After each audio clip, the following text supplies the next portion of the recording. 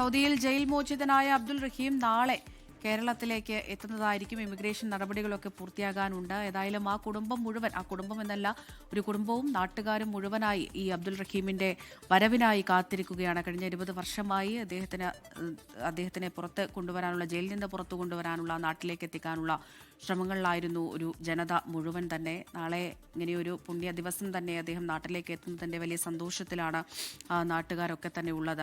ജലീൽ കണ്ണമംഗലം ജിദ്ദയിൽ നിന്ന് വിവരങ്ങൾ നൽകും. ജലീൽ, നാളെ തന്നെ റഹീം നാട്ടിലേക്ക് എത്തുമോ? ആ ഒരു വരവിനായി കാത്തിരിക്കുകയാണ് ആ ഉമ്മയും ആ കുടുംബവും ആ നാട്ടുകാരും എല്ലാം തന്നെ. നടപടിക്രമങ്ങളൊക്കെ പൂർത്തിയായല്ലോ അല്ലേ? അമൃത, ഉമ്മയോടൊപ്പം പെരുന്നാൾ ആഘോഷിക്കാൻ അബ്ദുറഹീം നാളെ നാട്ടിൽ എത്തും എന്ന വിവരമാണ് ഇപ്പോൾ ലഭിക്കുന്നത്. നടപടിക്രമങ്ങളെല്ലാം ഏതാണ്ട് പൂർത്തിയായി എന്ന വിവരമാണ് നമുക്ക് ഇപ്പോൾ കിട്ടുന്നത്. സൗദി ബാലൻ കൊല്ലപ്പെട്ട കേസിൽ 20 വർഷമായി റിയാദിലെ ജയിലിലായിരുന്നു കോഴിക്കോട് ഫറൂഖ് സ്വദേശി അബ്ദുറഹീം ഇപ്പോൾ നാട്ടിലേക്ക് പുറപ്പെട്ടു എന്ന വിവരം ലഭിക്കുന്നുണ്ട്. റിയാദ് വിമാനത്താവളത്തിലാണ് ഇപ്പോൾ ഉള്ളത്. ആ കാത്തിരിപ്പ് അവസാനിക്കുകയാണ്. ഉടൻ നാളെ തന്നെ അബ്ദുറഹീം നാട്ടിൽ എത്തും. ഇന്ന് അർദ്ധരാത്രിയോടെ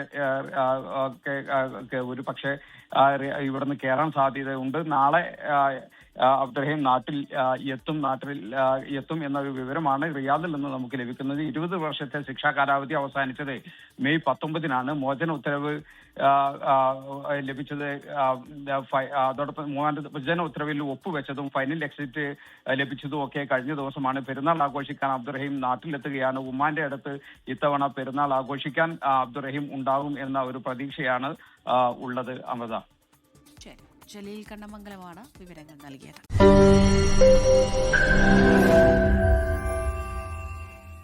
ലോകത്തെവിടെയായാലും ഏത് സമയത്തും 24 വാർത്തകളും ഓഗ്മെന്റഡ് റിയാലിറ്റി പാക്കേജുകളും എക്സ്പ്ലെയിനറുകളും വിശദമായി കാണാൻ ഞങ്ങളുടെ യൂട്യൂബ് ചാനൽ നിങ്ങൾക്ക് സബ്സ്ക്രൈബ് ചെയ്യാം.